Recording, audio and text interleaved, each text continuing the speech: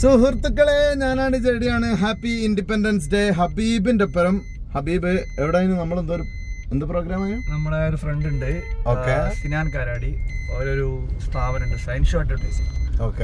അവിടെ ചെറിയൊരു പരിപാടി എന്ന് പറഞ്ഞാൽ എന്തോ ഒരു മോട്ടിവേഷൻ സ്പീക്കൊക്കെ ആയിട്ട് പോവാണ്. അപ്പോൾ ചെറിയൊരു പരിപാടിക്കായിട്ട് പോവാണ്. എന്തായാലും ഹബീബിന്റെ സുഹൃത്തിന്റെ ഒരു ഷോപ്പ് ഉണ്ട് അല്ലേ? ഡിസൈൻ്റെ ഒക്കെ ഷോപ്പാണ്.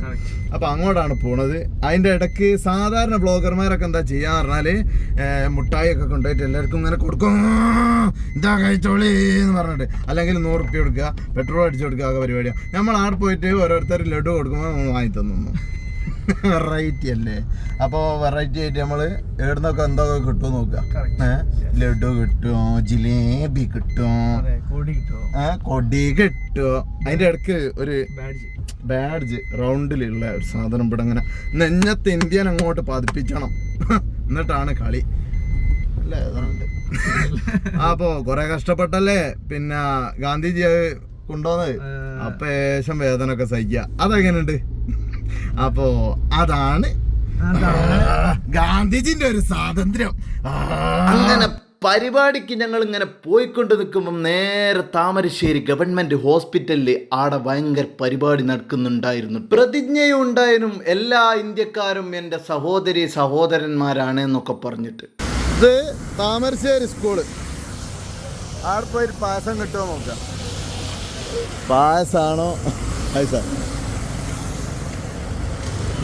പായസാണോ ഇനി വേറെന്തെങ്കിലും കിട്ടുമോ എന്നൊന്നും അറിയില്ല. പോയി നോക്കാം. പതാക ഉയർത്തുന്നത് കിട്ടിയില്ല എന്നും പറഞ്ഞിട്ട് സങ്കടത്തിൽ വന്നപ്പോഴാണ് താമരശ്ശേരി സ്കൂളിൽ നിന്ന് നമുക്ക് ആ സംഭവവും കിട്ടിയിരിക്കണട്ടാ.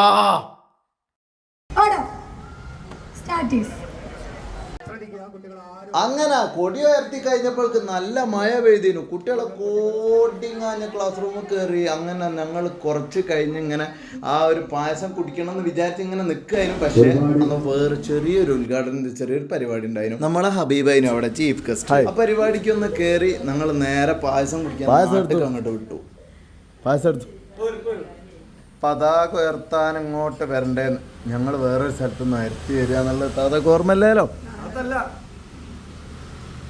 ടീച്ചറേ സോറി, ടീച്ചർ അതിനും പോലെ. ഏത്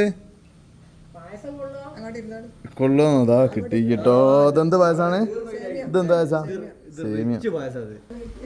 സേമിയം.